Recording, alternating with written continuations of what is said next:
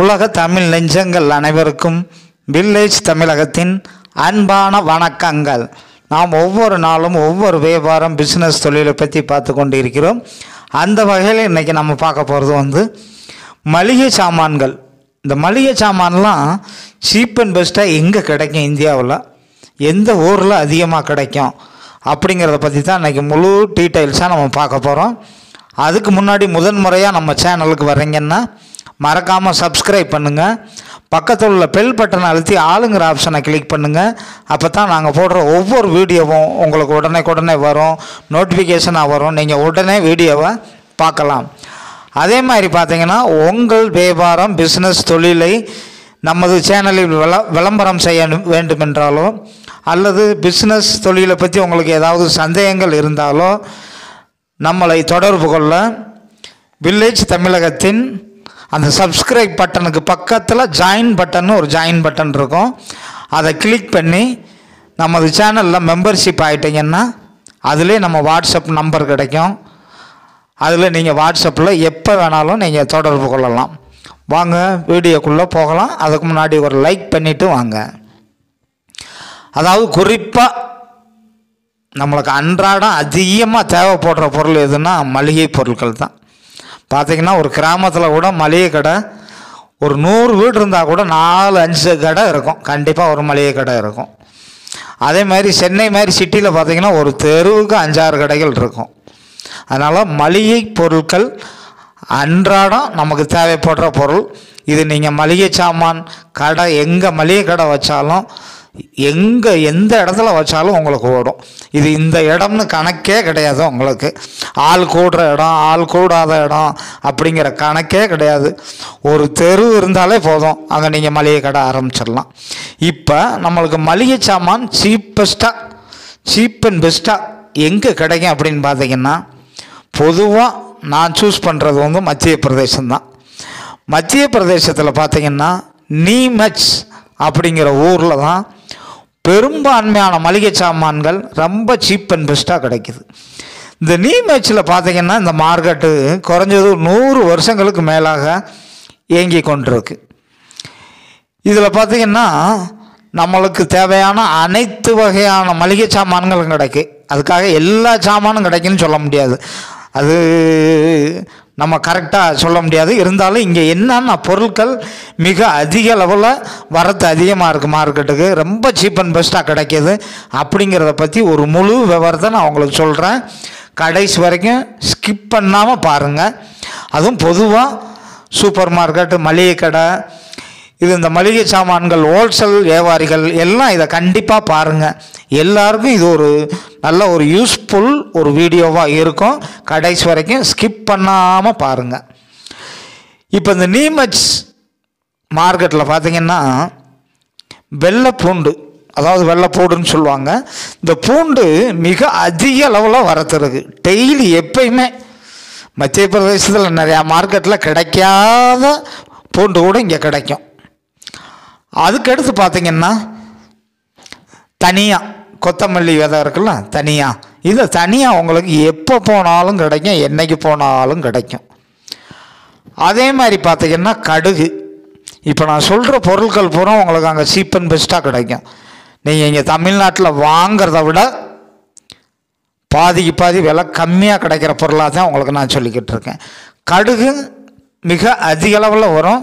அதில் உங்களுக்கு வெள்ளை கடுகும் வரும், கருப்பு கடுகும் வரும், எல்லா குவாலிட்டிலையும் கிடைக்கும். அதே மாதிரி பார்த்திங்கன்னா சீரகம் மிக அதிக அளவில் வராது, ஆனால் சீசன் டயத்தில் நல்லா அதிகமாக வரும். மற்ற அன்சீசனில் பார்த்திங்கன்னா என்றைக்கே ஒரு நாளைக்கு தான் வரும். ஓமம் டெய்லி மிக அதிக அளவில் இங்கே வரும்.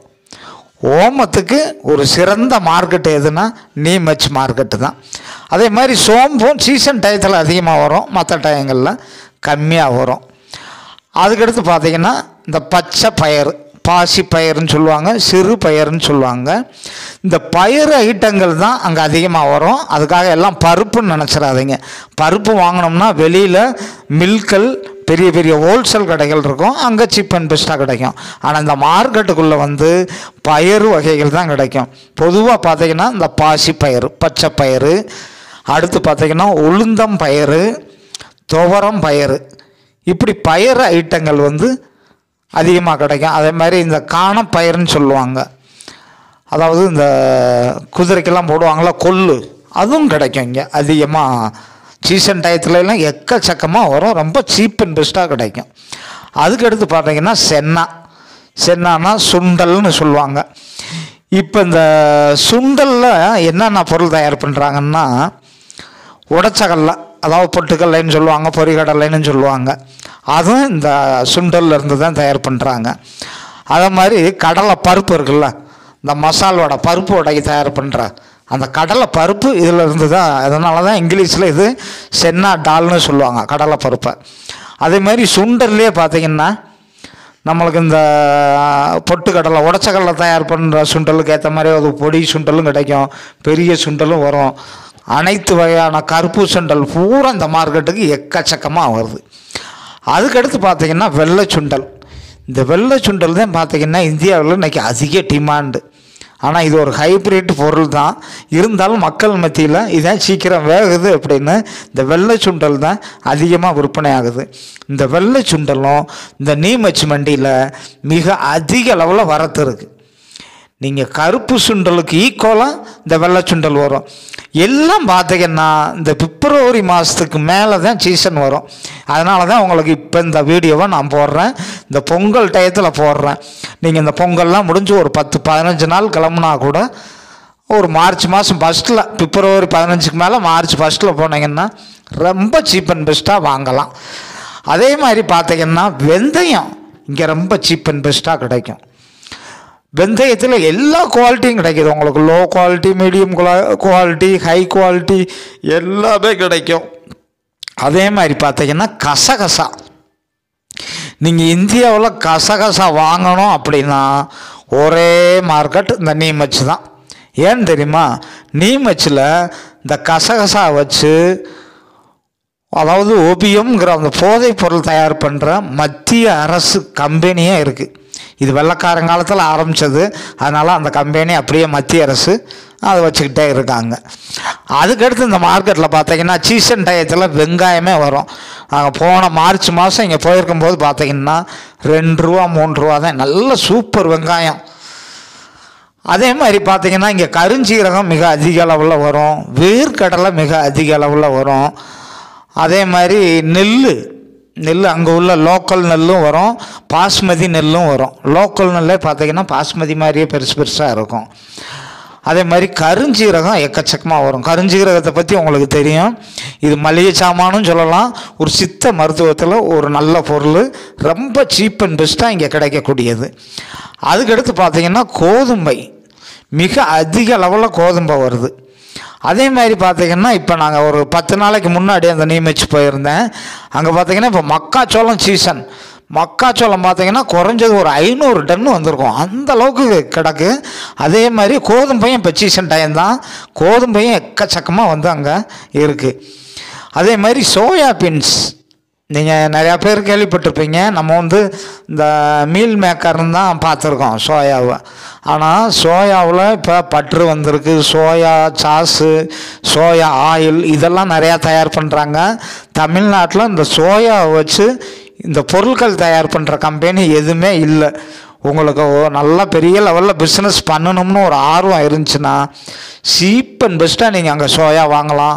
ஒரு நாளைக்கு 100 டன் 200 டன் கூட சோயா வாங்கலாம். அந்த அளவுக்கு எக்கச்சக்கமாக வந்துக்கிட்டு இருக்கு. அதனால் சோயாவில் ஏதாவது நீங்கள் ஒரு பிஸ்னஸ் பண்ணணும்னு நினச்சிங்கன்னா கண்டிப்பாக நீமச்சு மார்க்கெட்டுக்கு போங்க. இதே மாதிரி இன்னும் நாட்டு மருந்து பொருட்கள், இந்த அமுக்குரா கிழங்குன்னு சொல்லுவாங்க, திருநீற்று பச்சளை, அதாவது இனிப்பு துளசின்னு சொல்லுவாங்க.